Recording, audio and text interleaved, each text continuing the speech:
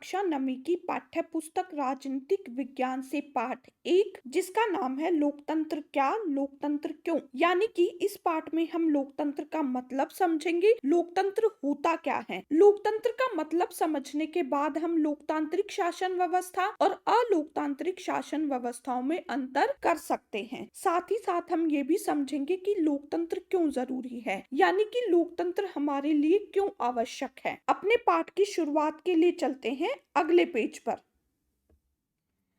लोकतंत्र का अर्थ, यहाँ से हमारे पाठ की शुरुआत होती है। इस पाठ में हम ये समझेंगे कि लोकतंत्र क्या है, यानी लोकतंत्र का मतलब क्या है, क्योंकि लोकतंत्र का मतलब समझने के बाद ही हम ये फैसला कर पाएंगे, ये जान पाएंगे कि किन सरकारों को लोकतांत्रिक सरकार कहा जाए और किन सरकारों को अलोकतांत्रिक सरकार कहा जाए। इसके साथ ही हम ये भी समझेंगे कि लोकतंत्र क्यों जरूरी है, क्योंकि शासन तो कई तरह का होता है, जैसे कि सैनिक शासन यानी जहाँ पर सेना का शासन होता है, उसी तरह से राजशाही जहाँ पर राजा का शासन होता है, यानी जहाँ पर राजा राज करता है। सैनिक शासन में तो सेना का शासन हो गया, राजशाही में राजा राज करता है। अब ये लोकतंत्र क्या है, क्योंकि आज के समय में देखा जाए तो लोकतंत्र बहुत ही प्रचलित शासन व्यवस्था है, यानी कि दुनिया के लगभग ज्यादातर देशों ने लोकतंत्र को अपनाया हुआ है। तो लोकतंत्र में ऐसी क्या खास बात है कि दुनिया के ज्यादातर देशों ने लोकतांत्रिक व्यवस्था को अपनाया हुआ है। ये देश सैनिक शासन भी तो अपना सकते हैं या राजा का शासन भी तो हो सकता है, आखिर लोकतंत्र ही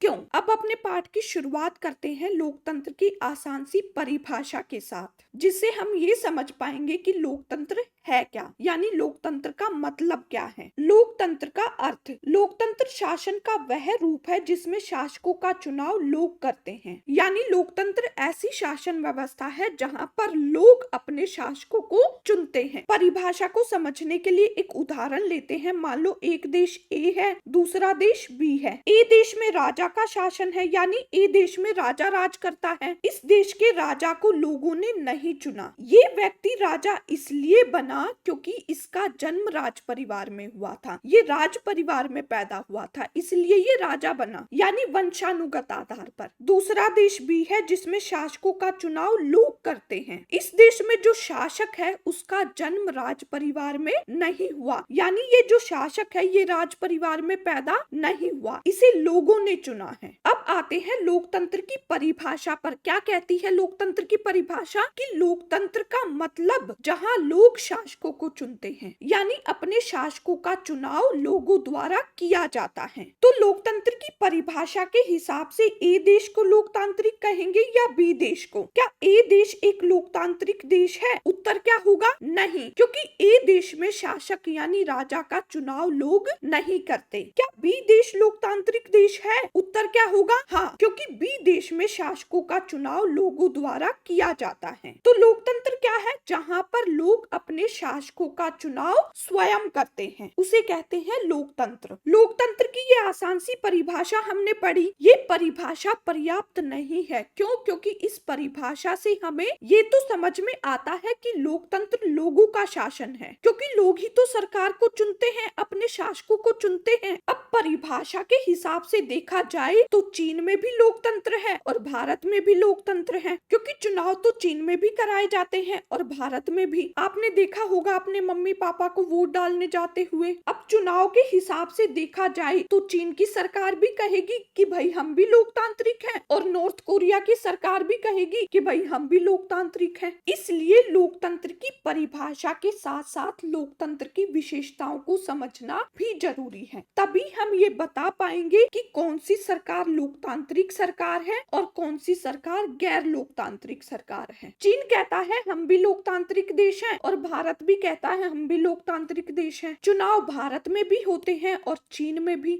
लोकतंत्र की जो परिभाषा हमने पढ़ी उसके हिसाब से तो दोनों देशों में लोकतंत्र है। अब लोकतंत्र की विशेषताओं को समझ लेते हैं, जिससे हम ये पता लगा सकें कि चीन जो कहता है कि हम लोकतांत्रिक देश हैं, हमारी यहाँ पर लोकतांत्रिक सरकार है, क्या वो सही है। इस पाठ में कुछ देशों के उदाहरण दिए गए हैं, जैसे कि पाकिस्तान, चीन, मैक्सिको, जिम्बाब्वे, सऊदी अरब, एस्टोनिया। इन उदाहरणों की सहायता से हम लोकतंत्र की विशेषताओं को समझेंगे, यानी लोकतंत्र के अर्थ को और गहराई से समझ पाएंगे। शुरुआत करते हैं लोकतंत्र की पहली विशेषता से, प्रमुख फैसले निर्वाचित नेताओं के हाथ में। सबसे पहले पाकिस्तान का उदाहरण दिया गया है। अब पाकिस्तान है कहाँ पर वो देख लेते हैं पहले। ये हमारी अर्थ है, ये जो रेड कलर से दिखाया गया है ये है पाकिस्तान। ये भारत है, भारत का पड़ोसी देश है पाकिस्तान। 1999 में परवेज मुशर्रफ ने क्या किया, पाकिस्तान में तख्ता पलट कर दिया, यानी पाकिस्तान में लोकतांत्रिक ढंग से चुनी हुई सरकार थी उसको हटा दिया। कहने का मतलब ये है उस सरकार को हटा दिया जिसे पाकिस्तान के लोगों ने चुना था। अब जो सरकार थी उसको हटा दिया गया, उसके बाद पाकिस्तान में शक्ति सेना के हाथों में आ गई, यानी अब शक्ति किसके पास आ गई,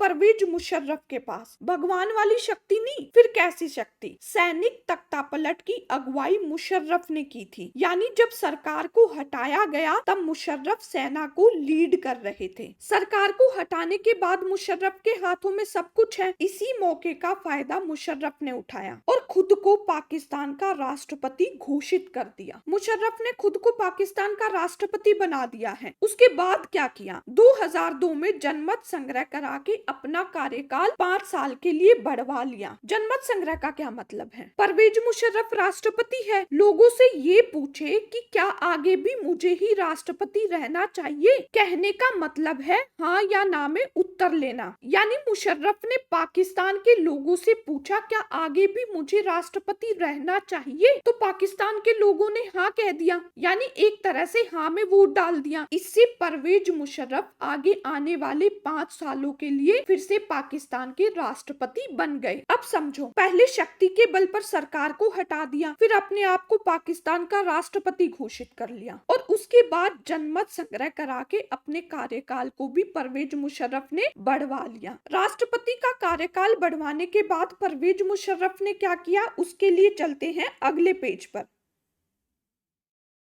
परवेज मुशर्रफ ने राष्ट्रपति के रूप में अपना कार्यकाल बढ़ाने के बाद क्या किया, लीगल फ्रेमवर्क ऑर्डर के जरिए पाकिस्तान के संविधान में बदलाव किए। क्या क्या बदलाव किए, राष्ट्रपति राष्ट्रीय और प्रांतीय असेंबलियों को भंग कर सकता था, मतलब संविधान में बदलाव करके राष्ट्रपति की शक्तियां बढ़ा दी गई, यानी परवेज मुशर्रफ ने अपनी शक्तियां बढ़ा ली। अब राष्ट्रपति राष्ट्रीय और प्रांतीय असेंबलियों को भंग कर सकता था। कहने का मतलब ये है कि संविधान में जो बदलाव किए परवेज मुशर्रफ ने राष्ट्रपति बनने के बाद, वो अपने फायदे के लिए किए। और क्या बदलाव किए, मंत्री परिषद के कामकाज पर एक राष्ट्रीय सुरक्षा परिषद की निगरानी रहती थी, जिसके ज्यादातर सदस्य फौजी अधिकारी थे, यानी जो मंत्री परिषद थी उस पर नजर रखती थी राष्ट्रीय सुरक्षा परिषद, जिसके सदस्य ज्यादातर फौजी अधिकारी होते थे। अब समझने वाली बात आती है, परवेज मुशर्रफ ने पहले लोकतांत्रिक ढंग से चुनी हुई सरकार को हटाया, उसके बाद अपने आप को पाकिस्तान का राष्ट्रपति घोषित कर दिया। फिर क्या किया, राष्ट्रपति के रूप में अपने कार्यकाल को 5 वर्षों के लिए बढ़ा लिया। कार्यकाल बढ़ाने के बाद संविधान में कुछ बदलाव किए, ये बदलाव किए अपने फायदे के लिए। अब ये जो बदलाव संविधान में किए थे, उसके बाद पाकिस्तान में चुनाव कराए गए। जो प्रतिनिधि चुने गए थे उनको कुछ अधिकार थे, सभी अधिकार नहीं, कुछ अधिकार दिए गए थे। सर्वोच्च सत्ता सेना और परवेज मुशर्रफ के पास थी। कहने का मतलब यह है जो लोग सरकार में चुने गए थे उनको बहुत कम अधिकार दिए गए थे। असल में शक्ति सेना और परवेज मुशर्रफ के पास थी। अब यहाँ पर सवाल उठता है, वो क्या है, क्या परवेज मुशर्रफ के समय पाकिस्तान को लोकतांत्रिक देश कहा जा सकता है? उत्तर क्या होगा हमारा, नहीं। क्यों? क्योंकि पाकिस्तान में चुनाव तो हुए, लेकिन जो प्रतिनिधि चुने गए थे उनके पास शासन चलाने की शक्ति नहीं थी, क्योंकि प्रतिनिधि अंतिम फैसला नहीं ले सकते थे। अंतिम फैसला लेने की शक्ति शक्ति किसके पास थी? परवेज मुशर्रफ और सेना के पास थी। ये हो गया पाकिस्तान का उदाहरण। अब समझते हैं लोकतंत्र की पहली विशेषता। क्या कहती है लोकतंत्र की पहली विशेषता? लोकतंत्र में अंतिम निर्णय लेने की शक्ति लोगों द्वारा चुने हुए प्रतिनिधियों के पास ही होनी चाहिए। लोकतंत्र की परिभाषा हमने पढ़ी। क्या कहती है लोकतंत्र की परिभाषा? कि लोकतंत्र उसे कहते हैं जहां पर लोग अपने शासकों का चुनाव करते हैं, लोग अपने शासकों को चुनते हैं। तो किसी देश में सिर्फ चुनाव कराने को लोकतंत्र नहीं कहेंगे, चुनाव तो होने ही चाहिए। इसके साथ साथ जो प्रतिनिधि लोगों द्वारा चुने गए हैं उनके पास अंतिम निर्णय लेने की शक्ति भी होनी चाहिए। यानी कि लोकतंत्र वो शासन व्यवस्था है जहां पर शासकों का चुनाव जनता करती है और जो शासक चुने गए हैं, जो प्रतिनिधि चुने गए हैं, उनके पास अंतिम निर्णय लेने की शक्ति भी होनी चाहिए। अब पाकिस्तान के उदाहरण को देखा जाए तो पाकिस्तान में अंतिम निर्णय लेने की शक्ति किसके पास थी? परवेज मुशर्रफ और सेना के पास। जो प्रतिनिधि लोगों द्वारा चुने गए थे उनको अंतिम निर्णय लेने की शक्ति नहीं दी गई थी, उनको बहुत कम अधिकार दिए गए थे। इसलिए हम ये नहीं कह सकते कि पाकिस्तान एक लोकतांत्रिक देश है या पाकिस्तान में लोकतांत्रिक शासन व्यवस्था थी। लोकतंत्र में लोग अपने शासकों को चुनते हैं, ये हमने समझ लिया है। अब बात आती है चुनाव की। चुनाव कैसे होने चाहिए जिससे कि ये समझा जा सके कि किस देश में लोकतंत्र है और किस देश में लोकतंत्र नहीं है। तो लोकतंत्र की दूसरी विशेषता को समझने के लिए चलते हैं अगले पेज पर। स्वतंत्र और निष्पक्ष चुनावी मुकाबला। लोकतंत्र की परिभाषा हमने समझ ली है। लोकतंत्र में लोग अपने शासकों को चुनते हैं और अंतिम फैसला लेने की शक्ति उन चुने हुए प्रतिनिधियों के पास होनी चाहिए। ये लोकतंत्र की पहली विशेषता पढ़ी हमने। ये जो प्रतिनिधि चुने जाएंगे लोगों के द्वारा, इनका चुनाव किस तरह से होना चाहिए वो समझेंगे चीन और मैक्सिको के उदाहरण से। पहले चीन का उदाहरण दिया गया है, ये हमारी अर्थ है। ये जो रेड कलर से दिखाया गया है ये है चीन और ये भारत है हमारा देश। ये पाकिस्तान है। पाकिस्तान और चीन दोनों भारत के पड़ोसी देश हैं और दोनों देशों के साथ भारत के रिश्ते कैसे हैं वो सब जानते हैं। हम अपने पॉइंट को समझते हैं। चीन में हर 5 वर्ष बाद नियमित रूप से चुनाव होते हैं, यानी हर 5 साल बाद चुनाव होते हैं चीन में। संसद देश का राष्ट्रपति नियुक्त करती है। देखने से तो ये पता चल रहा है कि चीन में लोकतंत्र है, लेकिन वास्तविकता कुछ और है। वो क्या है? जो सदस्य चुनाव में भाग लेते हैं, जो चुनाव लड़ते हैं, उनको चुनाव लड़ने से पहले चीनी कम्युनिस्ट पार्टी से मंजूरी लेनी पड़ती है। कहने का मतलब ये है कि एक ही पार्टी है चीन में, वही चुनाव लड़ती है। अब केवल एक ही पार्टी है तो जीतेगा कौन? Communist party. यानी लोगों के पास ऑप्शन ही नहीं है। तो क्या कहा जा सकता है कि चीन में लोकतंत्र है? उत्तर क्या होगा? नहीं, क्योंकि केवल चुनाव करा देने से तो लोकतंत्र नहीं होता ना। लोगों के पास ऑप्शन भी तो होने चाहिए, जैसा कि भारत में है। भारत में कई तरह की पार्टियां आपको मिलेंगी, जैसे कि राष्ट्रीय दल, क्षेत्रीय दल, लेकिन चीन में ऐसा नहीं है। चीन में एक ही पार्टी है, वही चुनाव लड़ती है, वही जीतती है। आगे के पॉइंट्स को समझने के लिए अगले पेज पर चलते हैं।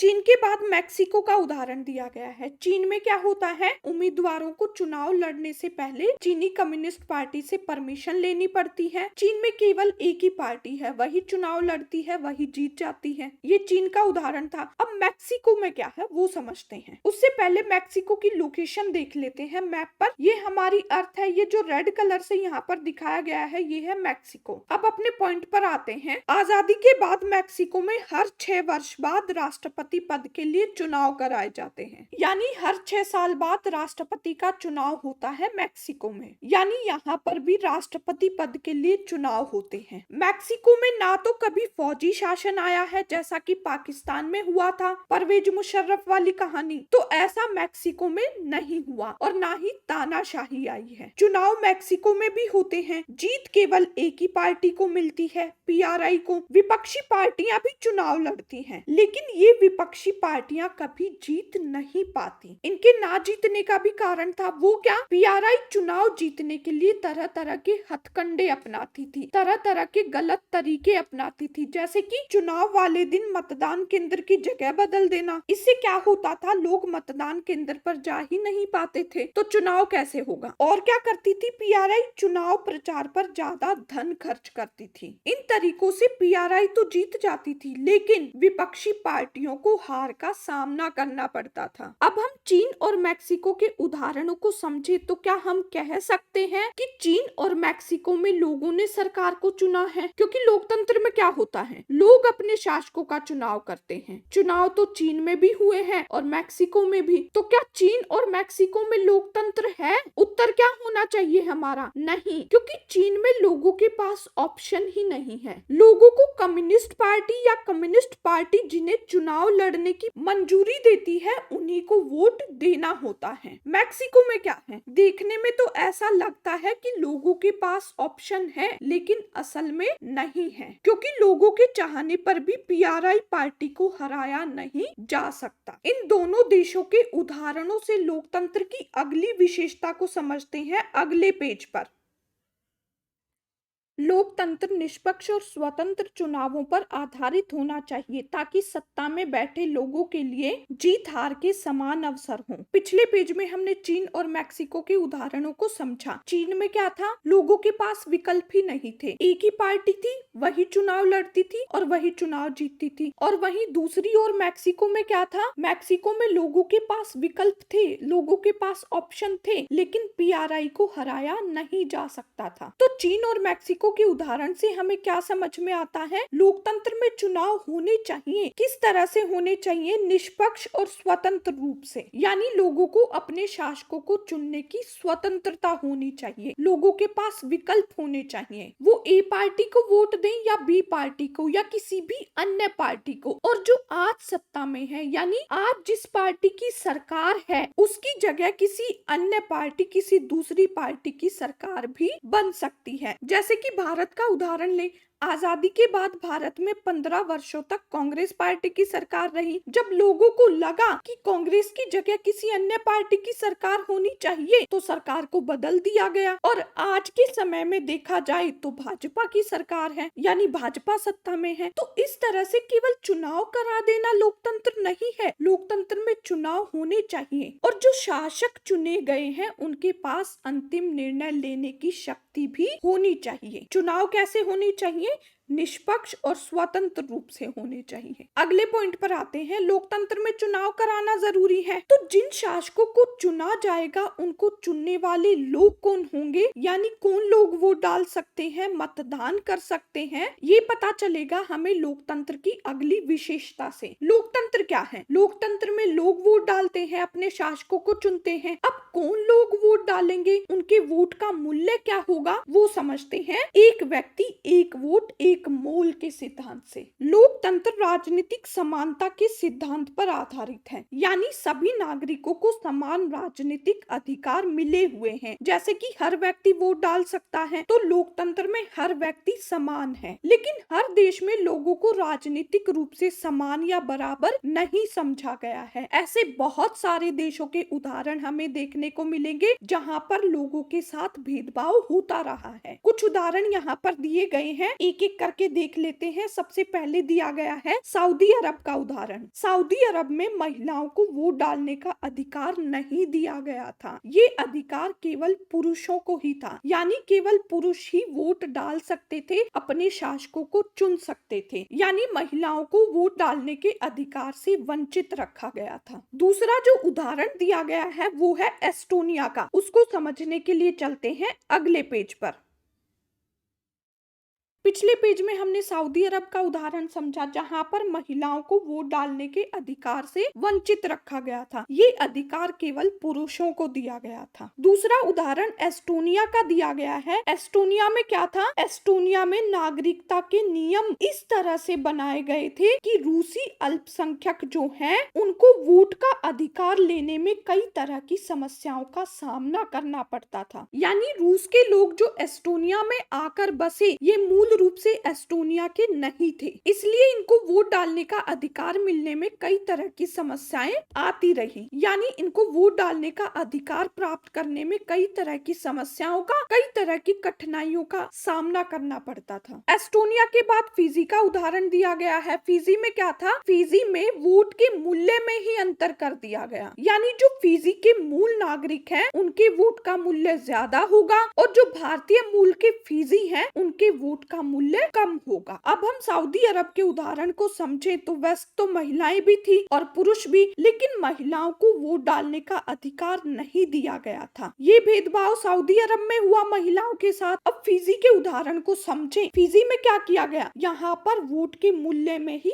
अंतर कर दिया गया, वोट के मूल्य में ही भेद कर दिया गया। जो फिजी के मूल नागरिक थे उनके वोट का मूल्य ज्यादा है और जो भारतीय मूल के फिजी हैं उनके वोट का मूल्य कम है। एस्टोनिया में भी इसी तरह का भेदभाव किया गया। तो क्या ये कहा जा सकता है कि सऊदी अरब, एस्टोनिया और फिजी में लोकतंत्र है? नहीं। लोकतंत्र क्या है? जहाँ लोग अपने शासकों का चुनाव करते हैं। और क्या होना चाहिए? हर वयस्क नागरिक के वोट का मूल्य एक समान होना चाहिए, यानी जो भी वयस्क नागरिक है उसे वोट डालने का अधिकार होना चाहिए और हर नागरिक के वोट का मूल्य समान हो। कहने का मतलब ये है कि अमीर जो वोट डालेगा उसका भी वही मूल्य होना चाहिए, दूसरा गरीब जो वोट डालेगा उसके वोट का मूल्य भी वही होगा जो अमीर व्यक्ति के वोट का मूल्य होगा। पुरुष जो वोट डालेगा उसके वोट का मूल्य भी वही होना चाहिए जो महिलाएं वोट डालेंगी उसके वोट का मूल्य होगा। यानी किसी भी तरह का भेदभाव नहीं होना चाहिए, हर वयस्क नागरिक के वोट का मूल्य एक समान होना चाहिए। ये लोकतंत्र की तीसरी विशेषता थी। लोकतंत्र की चौथी विशेषता को समझने के लिए चलते हैं अगले पेज पर। लोकतंत्र की आसान सी परिभाषा हमने पढ़ी। क्या है लोकतंत्र? जहां लोग अपने शासकों का चुनाव करते हैं, जहां पर लोग अपने शासकों को चुनते हैं। उसके बाद हमने लोकतंत्र की विशेषताएं पढ़ी। कौन कौन सी पढ़ी हैं उनको एक बार दोहरा लेते हैं। पहली, जिन शासकों को लोग चुनेंगे उनके पास अंतिम फैसला लेने की शक्ति होनी चाहिए। यानी लोकतंत्र में लोग शासकों का चुनाव करते हैं और जिन शासकों को लोग चुनेंगे उनके पास क्या होना चाहिए? अंतिम फैसला लेने की शक्ति होनी चाहिए। दूसरी विशेषता, जिन शासकों का लोग चुनाव करेंगे उनका चुनाव किस तरह से होना चाहिए? स्वतंत्र और निष्पक्ष तरीके से, यानी लोगों को अपने शासकों को चुनने की स्वतंत्रता होनी चाहिए। तीसरी विशेषता, ये जो शासक चुने जाएंगे इनका चुनाव कौन करेगा? हर वयस्क नागरिक वोट डालकर करेगा और हर वयस्क नागरिक के वोट का मूल्य समान होगा। ये तीन विशेषताएं हमने पढ़ी हैं। अब लोकतंत्र की चौथी विशेषता पर आते हैं, कानून का राज और अधिकारों का आदर। यहाँ पर जिम्बाब्वे का उदाहरण दिया गया है। अब अर्थ पर देख लेते हैं जिम्बाब्वे है कहाँ पर। ये जो रेड कलर से आपको दिखाया गया है ये है जिम्बाब्वे। जिम्बाब्वे में क्या था? 1980 में जिम्बाब्वे को आजादी मिली गोरों के शासन से, यानी 1980 में जिम्बाब्वे आजाद हुआ। आजादी के बाद जिम्बाब्वे में लंबे समय तक जानु पीएफ सरकार रही। ये जो पार्टी थी जानु पीएफ, इसने देश को आजादी दिलाई थी। तो ये पार्टी काफी समय तक सत्ता में रही। जिम्बाब्वे में निर्धारित समय पर चुनाव होते थे, हमेशा जानु पीएफ पार्टी की जीत होती थी। अब ऐसी क्या खास बात थी इस पार्टी में जिससे जिम्बाब्वे में लोग इसी पार्टी को वोट देते थे? रॉबर्ट मुगाबे पार्टी के नेता बहुत लोकप्रिय थे क्योंकि इस पार्टी ने देश को आजाद कराने में सहायता की थी। लेकिन ये पार्टी चुनाव में गलत तरीके भी अपनाती थी। ये पार्टी चुनाव में सिर्फ इसलिए नहीं जीतती थी कि इसने देश को आजाद कराया था या फिर राष्ट्रपति मुगाबे बहुत ही लोकप्रिय नेता थे। इसके साथ साथ ये पार्टी क्या करती थी? चुनाव जीतने के लिए गलत तरीके अपनाती थी, गलत हथकंडे अपनाती थी। अब कहानी की शुरुआत में तो ये लगता है कि जिम्बाब्वे में लोकतंत्र है, लेकिन वास्तव में लोकतंत्र नहीं है। कैसे? चुनाव तो यहाँ पर भी होते थे, लेकिन चुनाव जीतने के लिए गलत तरीके अपनाए जाते थे। क्या क्या तरीके अपनाए जाते थे? विपक्षी दलों के कार्यकर्ताओं को परेशान किया जाता था, यानी जो दूसरी पार्टियां थी जानु पीएफ के अलावा उनके कार्यकर्ताओं को परेशान किया जाता था, उनको काम नहीं करने दिया जाता था। ये एक तरीका हो गया। आगे के पॉइंट्स के लिए चलते हैं अगले पेज पर।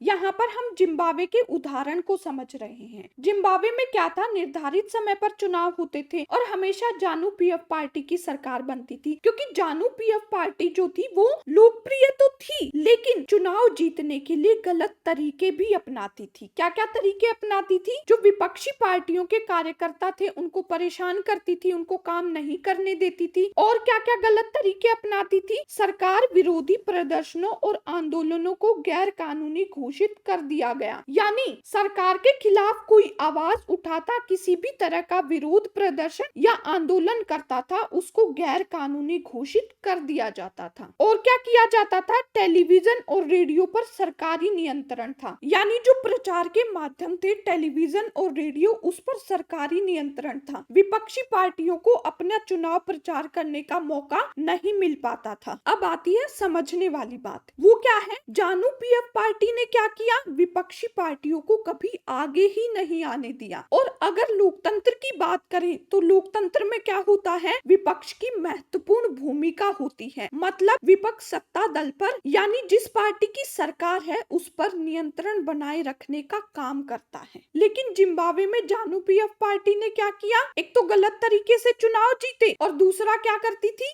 विपक्षी पार्टियों को कभी आगे आने का मौका ही नहीं देती थी। अब जिम्बाब्वे के इस उदाहरण से हमें क्या पता चलता है? चुनाव कराना लोकतंत्र में जरूरी है, ये हमने पढ़ा है, लेकिन सिर्फ चुनाव करा लेने से तो हम ये नहीं कह सकते ना कि किस देश में लोकतंत्र है, किस देश में लोकतंत्र नहीं है। क्योंकि जिम्बाब्वे के उदाहरण को देखा जाए तो मुगाबे को किसने चुना था? लोगों ने। लेकिन ये जरूरी नहीं है कि जो नेता लोकप्रिय हो वो तानाशाह नहीं हो सकता। लोकप्रिय तो रॉबर्ट मुगाबे भी थे, लेकिन चुनाव जीतने के लिए गलत तरीके भी अपनाते थे। इसलिए चुनाव के साथ साथ ये भी जरूरी है कि चुनाव से पहले क्या स्थिति थी देश में, यानी क्या हालात थे, और चुनाव के बाद देश में क्या हालात हैं, यानी चुनाव के पहले की स्थिति को भी देखने की जरूरत है और चुनाव के बाद की स्थिति को भी देखने की जरूरत है। चुनाव से पहले क्या होना चाहिए? विपक्षी पार्टियां जो है उनको कामकाज करने की आजादी होनी चाहिए, यानी राजनीतिक स्वतंत्रता होनी चाहिए, जैसे चुनाव प्रचार कर सके, अपने मुद्दों को जनता के सामने रख सके। लेकिन जिम्बाब्वे में ऐसा नहीं था, क्योंकि विपक्षी पार्टियों के कार्यकर्ताओं को परेशान किया जाता था, उनको काम नहीं करने दिया जाता था, उनको जनता तक पहुंचने से रोका गया, क्योंकि टेलीविजन और रेडियो पर सरकारी नियंत्रण था। तो विपक्षी पार्टियां अपना चुनाव प्रचार करें तो कैसे करें? लोकतंत्र में ऐसा नहीं होना चाहिए। ये तब होगा जब नागरिक अधिकारों का आदर सरकार करे, जैसे कि नागरिकों को सोचने की, अपनी राय बनाने की स्वतंत्रता होनी चाहिए, यानी नागरिक किस पार्टी को वोट देना चाहते हैं ऐसा वो सोच सके, अपनी राय बना सके। और क्या होना चाहिए? सार्वजनिक रूप से अपने विचार व्यक्त करने की स्वतंत्रता, यानी नागरिक स्वतंत्र रूप से अपने विचार प्रकट कर सके,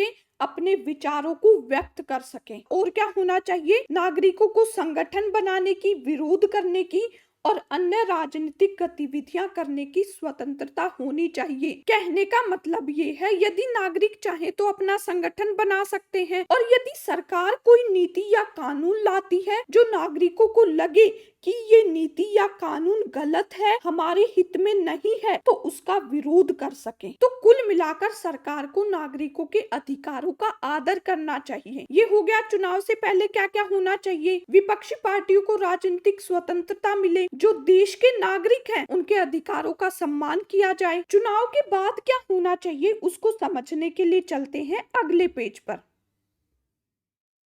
पिछले पेज में हमने ये समझा कि लोकतंत्र में चुनाव तो होना चाहिए, लेकिन चुनाव के साथ साथ ये भी जरूरी है कि चुनाव से पहले क्या स्थिति थी और चुनाव के बाद क्या स्थिति है, यानी देश में क्या हालात हैं। चुनाव से पहले की स्थिति क्या होनी चाहिए? विपक्षी पार्टियों को राजनीतिक स्वतंत्रता दी जाए और जो देश के नागरिक हैं उनके अधिकारों का आदर हो, उनके अधिकारों का सम्मान किया जाए। अब चुनाव के बाद क्या होना चाहिए? जो पार्टी सत्ता में आई है, जिस पार्टी की सरकार बनी है, उस पार्टी को संविधान के हिसाब से काम करना चाहिए, यानी कानून का शासन होना चाहिए, सरकार का नहीं। अब मान लो ए पार्टी ने चुनाव में जीत हासिल कर ली, उसके बाद ए पार्टी सोचे कि मैं ही सब कुछ हूँ, तो ऐसा नहीं है। लोकतंत्र में ऐसा नहीं होता। क्या कहती है लोकतंत्र की चौथी विशेषता? एक लोकतांत्रिक सरकार संवैधानिक कानूनों और नागरिक अधिकारों द्वारा खींची लक्ष्मण रेखाओं के भीतर ही काम करती है।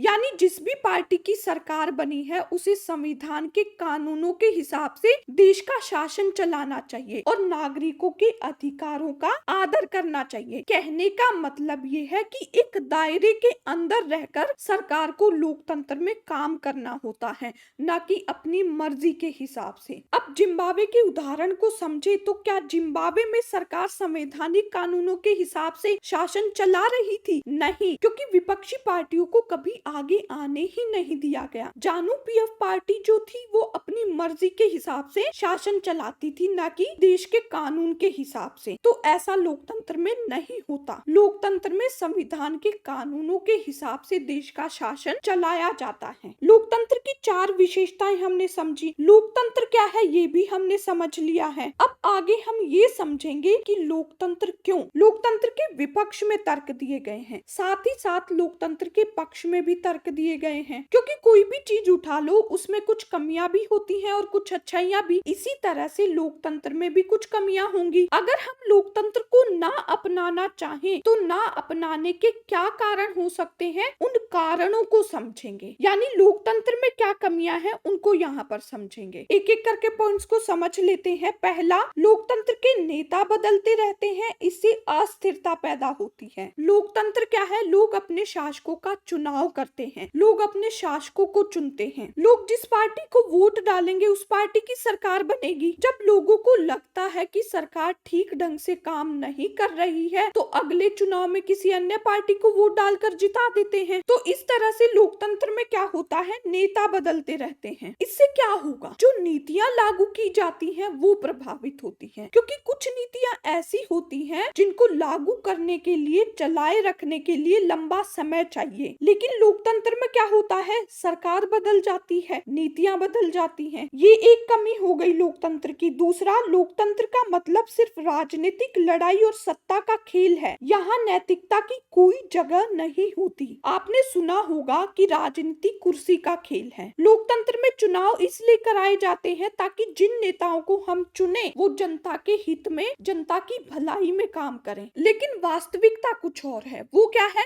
जब नेता चुनाव जीत जाते हैं, कुर्सी उनके हाथ में आ जाती है, तो जिस काम के लिए उनको चुना गया था, किस काम के लिए चुना गया था? जनता की भलाई के लिए, हमारे हित में काम करने के लिए, उसे छोड़कर वो अपनी कुर्सी बचाने में लगे रहते हैं। यानी नैतिकता ही भूल जाते हैं। उनको जिस काम के लिए चुना गया था उसे छोड़कर अपनी कुर्सी बचाने में लगे रहते हैं। ये दूसरी कमी हो गई लोकतंत्र की। तीसरा, लोकतांत्रिक व्यवस्था में इतने सारे लोगों से बहस और चर्चा करनी पड़ती है कि हर फैसले में देरी होती है। मान लो कोई भी नया नियम लागू करना है, उसमें कुछ बदलाव करने हैं, कोई कानून लागू करना है, इसमें बहुत समय लग जाता है। कहने का मतलब ये है, कोई भी नियम कानून लागू करना होता है उससे पहले इतने सारे लोगों से बहस करनी पड़ती है, चर्चा करनी पड़ती है, उसके बाद कहीं जाकर वो नियम या कानून लागू होता है। इसमें बहुत सारा समय निकल जाता है, यानी हर फैसले में देरी होती है। लोकतंत्र के खिलाफ और क्या क्या तर्क दिए गए हैं उनको समझने के लिए चलते हैं अगले पेज पर।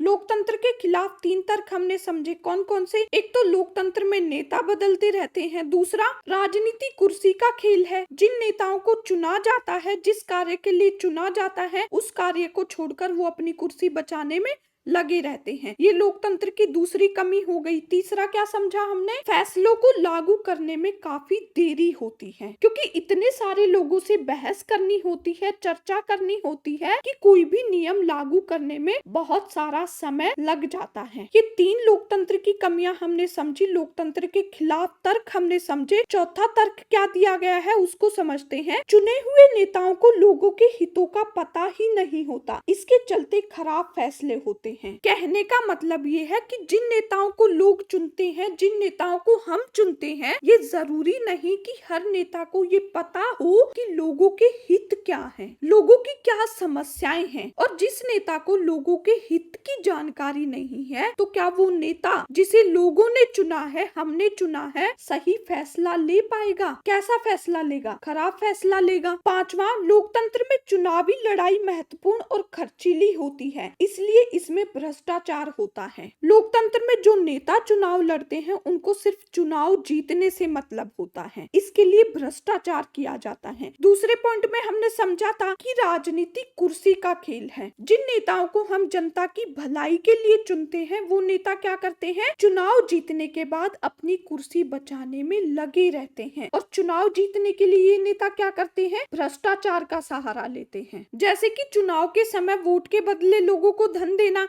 या अन्य लालच देना। छठा, सामान्य लोगों को पता नहीं होता कि उनके लिए क्या चीज अच्छी है और क्या चीज बुरी, इसलिए उन्हें किसी चीज का फैसला नहीं करना चाहिए। यानी ये जरूरी नहीं है कि हर व्यक्ति को ये पता हो, ये मालूम हो कि उनके लिए क्या अच्छा है और क्या बुरा है। और जब उनको ये जानकारी ही नहीं होगी कि उनके लिए क्या चीज अच्छी है, क्या चीज बुरी है, तो वो जो फैसला लेंगे क्या वो सही होगा? लोकतंत्र क्या है? लोगों का शासन। लोग अपने नेताओं को चुनते हैं। तो यही कहा गया है यहाँ पर कि इन लोगों को ये पता ही नहीं है कि उनके लिए क्या सही है, क्या गलत, तो वे किसी चीज का फैसला कैसे कर सकते हैं? यानी वो गलत फैसला करेंगे। इसलिए जब उनको ये पता ही नहीं है उनके लिए क्या अच्छा है, क्या बुरा, तो उन्हें फैसला नहीं करना चाहिए। अब ये 6 पॉइंट हमने पढ़े कि लोकतंत्र क्यों नहीं होना चाहिए, यानी लोकतंत्र की खामियां। क्योंकि लोकतंत्र ऐसी दवा तो नहीं है कि सभी बीमारियों को दूर कर सके, यानी सभी समस्याओं का हल लोकतंत्र में नहीं हो सकता। क्योंकि लोकतंत्र की कुछ अच्छाइयां हैं तो कुछ कमियां भी हैं। जैसे कि ये भी कहा जाता है कि लोकतंत्र ने गरीबी को समाप्त नहीं किया है और लोकतंत्र में लोग ही फैसला करते हैं। तो ये जरूरी नहीं है कि लोगों ने जो फैसले लिए हैं वो सारे सही हों, क्योंकि लोग भी तो गलतियां कर सकते हैं ना। तो इस तरह से लोकतंत्र की कमियां देखने से तो ये लगता है कि अन्य व्यवस्थाओं की तरह लोकतंत्र भी अच्छी शासन व्यवस्था नहीं है। लेकिन सिर्फ कमियां देखकर तो हम ये नहीं कह सकते ना कि लोकतंत्र अच्छा नहीं है। इतनी सारी कमियों को देखने के बावजूद सोचने वाली बात तो ये है कि दुनिया के ज्यादातर देशों ने लोकतंत्र को अपनाया है और जो लोकतांत्रिक देश नहीं है वो भी अपने आप को लोकतांत्रिक देश कहलवाना पसंद करते हैं। इसे समझने के लिए हमें लोकतंत्र की अच्छाइयों को समझना होगा। इन अच्छाइयों को समझने के लिए चलते हैं अगले पेज पर। लोकतंत्र की कुछ अच्छाइयां हैं और कुछ कमियां भी हैं। कमियों को हमने समझ लिया है, जैसे कि फैसले लेने में देरी होती है, नेताओं को लोगों के हितों की जानकारी नहीं होती, कई तरह की समस्याएं अभी भी बनी हुई हैं, जैसे गरीबी, भ्रष्टाचार, इन्हें लोकतंत्र दूर नहीं कर पाया है। इतनी कमियों के बाद भी दुनिया के ज्यादातर देशों ने लोकतंत्र को अपनाया है। और भी कई तरह की शासन व्यवस्थाएं हैं, जैसे तानाशाही हो गई, सैनिक शासन हो गया, फिर लोकतंत्र ही क्यों? यानी ऐसी क्या खास बात है लोकतंत्र में? कुछ अच्छाइयां होंगी तभी तो दुनिया के ज्यादातर देशों ने तानाशाही और सैनिक शासन को छोड़कर लोकतंत्र को अपनाया है, लोकतांत्रिक शासन व्यवस्था को चुना है। अब उन अच्छाइयों को एक एक करके समझ लेते हैं। पहला, लोकतांत्रिक शासन पद्धति दूसरों से बेहतर है क्योंकि यह शासन का अधिक जवाबदेही वाला स्वरूप है। यहाँ पर एक उदाहरण दिया गया है, उसी के जरिए समझेंगे। चीन में बहुत भयंकर अकाल पड़ा, यानी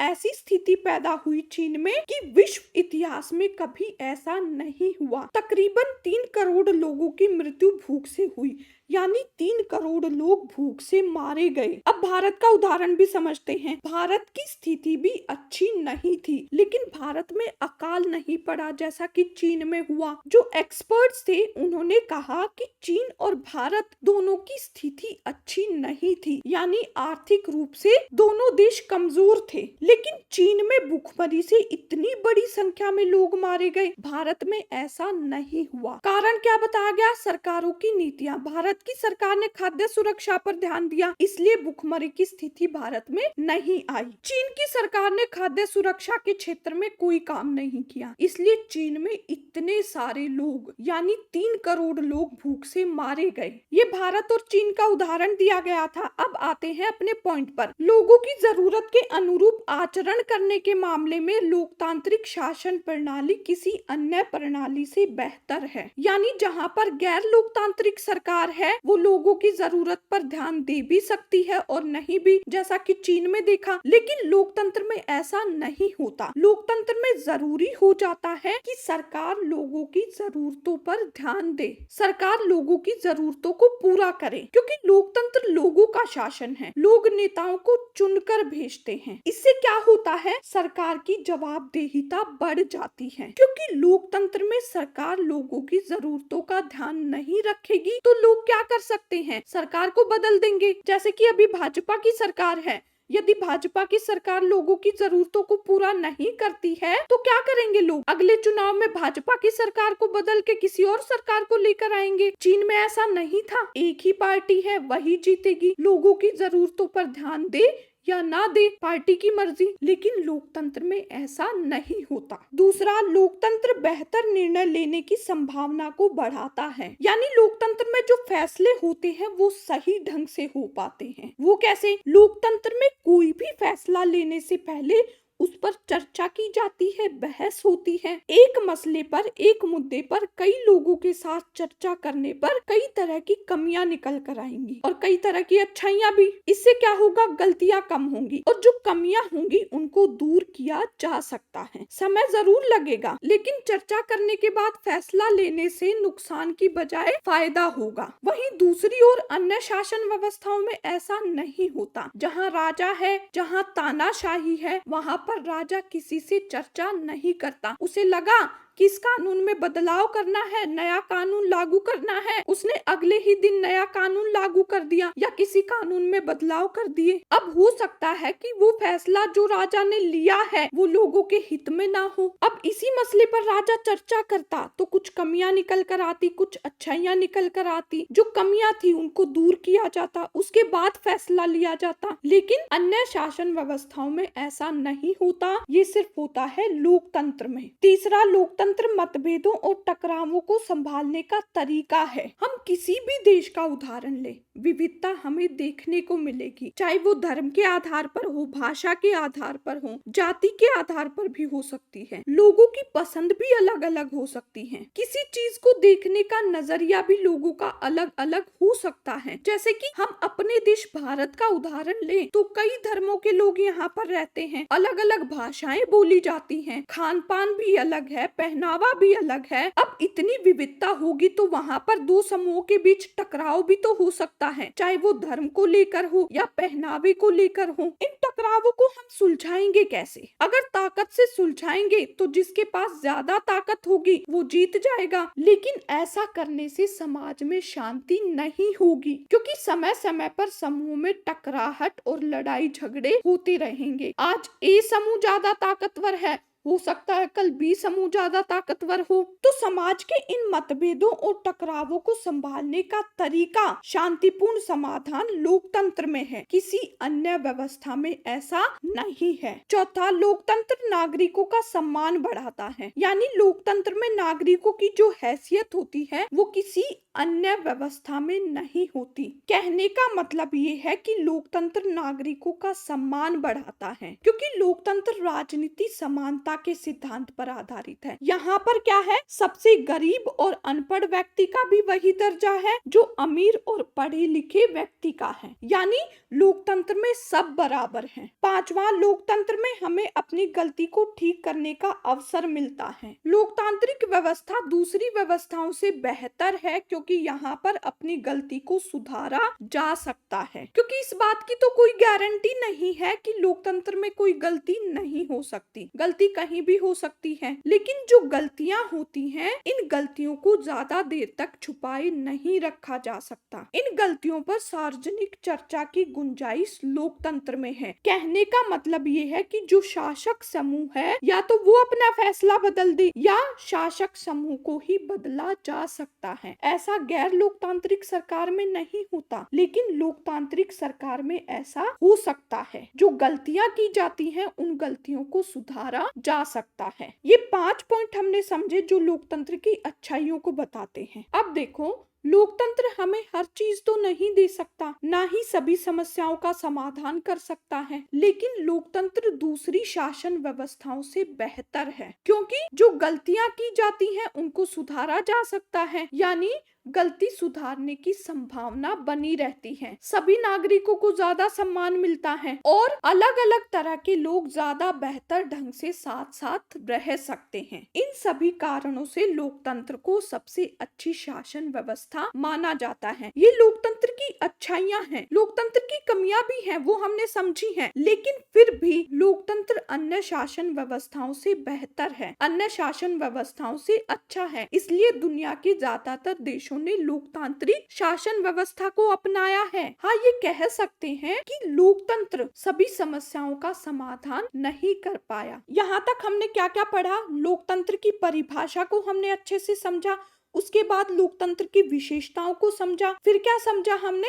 लोकतंत्र के खिलाफ कुछ तर्क दिए गए थे, यानी लोकतंत्र में क्या क्या खामियां हैं। उसके बाद हमने लोकतंत्र की अच्छाइयां देखी। आखिर ऐसा क्यों है कि दुनिया के ज्यादातर देशों ने अभी भी लोकतांत्रिक व्यवस्था को अपनाया है? यहाँ तक हमने समझ लिया है। अब अगले पेज पर हम समझेंगे लोकतंत्र का बृहत्तर अर्थ।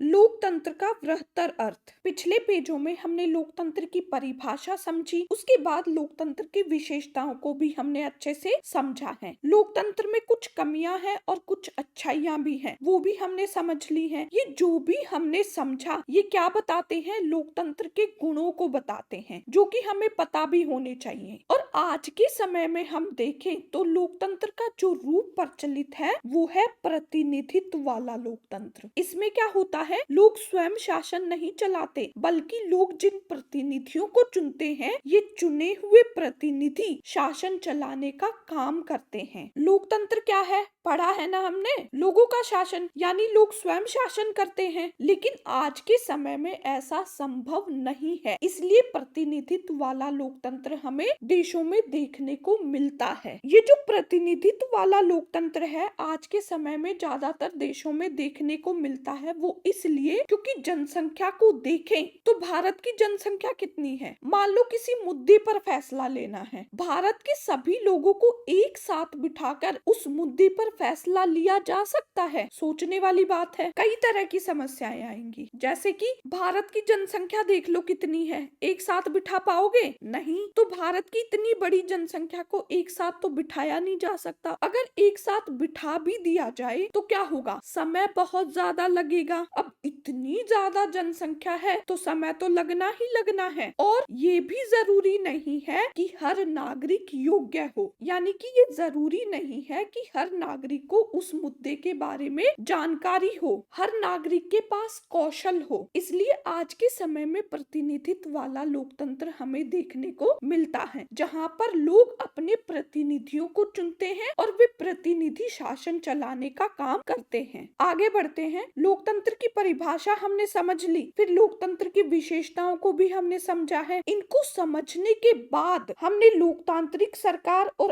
अलोकतांत्रिक सरकार में अंतर करना सीख लिया है। यानी लोकतंत्र की परिभाषाओं और विशेषताओं को समझने के बाद हम लोकतांत्रिक सरकार और अलोकतांत्रिक सरकार में अंतर कर सकते हैं। कहने का मतलब ये है कि लोकतंत्र की परिभाषा और विशेषताओं से हम एक सामान्य लोकतंत्र और एक अच्छे लोकतंत्र में अंतर नहीं कर पाते। हम सिर्फ ये समझ पाते हैं कि लोकतांत्रिक सरकार और अलोकतांत्रिक सरकार में क्या अंतर है। एक अच्छा लोकतंत्र क्या होता है, ये नहीं समझ पाते। इसको समझने के लिए लोकतंत्र के बृहत्तर अर्थ को समझना होगा, यानी कि अच्छे लोकतंत्र का मतलब समझने के लिए हमें लोकतंत्र के बृहत्तर अर्थ को समझना होगा। कई बार क्या होता है, लोकतंत्र का प्रयोग हम अलग अलग संगठनों के लिए करते हैं, जैसे कि परिवार, पार्टी। लोकतंत्र का मतलब सिर्फ सरकार को लोगों ने चुन लिया ये नहीं है। अगर लोकतंत्र के बृहत्तर अर्थ को समझे तो लोकतंत्र परिवार में भी होता है, पार्टी में भी होता है। वो कैसे? मान लो एक परिवार है, उस परिवार में जो भी फैसला करना होता है वो कैसे होता है, परिवार के जितने भी सदस्य हैं वो साथ में बैठकर आपसी सहमति से फैसला करते हैं। ऐसे ही कोई पार्टी है, उस पार्टी में जो भी निर्णय लिए जाते हैं वो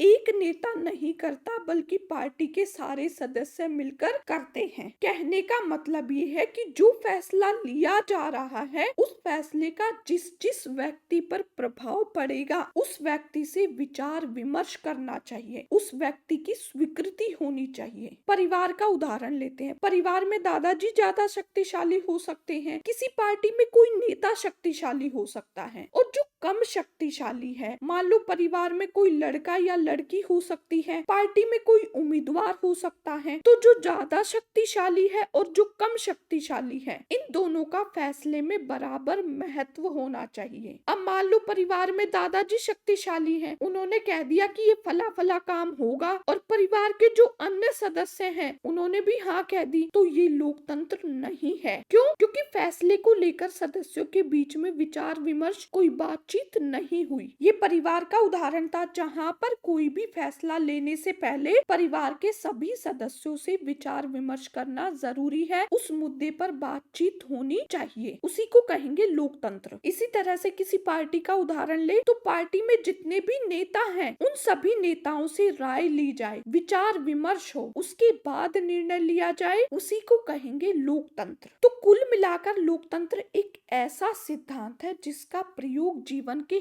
हर क्षेत्र में हो सकता है, केवल सरकार के चुनाव में नहीं। यानी परिवार में भी लोकतंत्र हो सकता है, पार्टी में भी लोकतंत्र हो सकता है। लोकतंत्र का प्रयोग आदर्शों के लिए भी किया जाता है, जैसे कि लोकतंत्र तब आएगा जब किसी को भी भूखे पेट नहीं सोना पड़ेगा। हमने वोट डालकर अपने नेताओं को चुन लिया, ये लोकतंत्र है? नहीं। सबको बुनियादी शिक्षा मिले, लोगों की बुनियादी जरूरतें पूरी हों। अगर हम इन सब बातों पे गौर करें तो हमें ये लगेगा फिर तो किसी भी देश में लोकतंत्र नहीं है। लोग भूखे पेट सो रहे हैं, अपने चारों तरफ देख सकते हो, कई उदाहरण देखने को मिलेंगे। लोग सड़कों पर भीख मांगते हैं, देखा होगा आपने। सबको बुनियादी शिक्षा मिल पा रही है? नहीं। सबके पास रहने के लिए घर है? नहीं। लोगों की बुनियादी जरूरतें पूरी हो रही हैं? नहीं हो रही। इसके बावजूद हम ये चिल्ला रहे हैं लोकतंत्र लोकतंत्र लोकतंत्र। ये जो कमियां हमें देखने को मिलती हैं, इन कमियों से हमें क्या पता चलता है? काम चलाऊ लोकतंत्र और अच्छे लोकतंत्र में अंतर का पता चलता है। अच्छा लोकतंत्र क्या है? कोई भी फैसला हो उस पर विचार विमर्श हो, बातचीत होनी चाहिए, उसके बाद आपसी सहमति से फैसला लिया जाए, सबको शिक्षा मिले, लोगों की बुनियादी जरूरतें पूरी हों। यानी चुनाव के समय हमने सिर्फ वोट डाल दी, ये अच्छा लोकतंत्र नहीं है। अच्छे लोकतंत्र में ये सब होना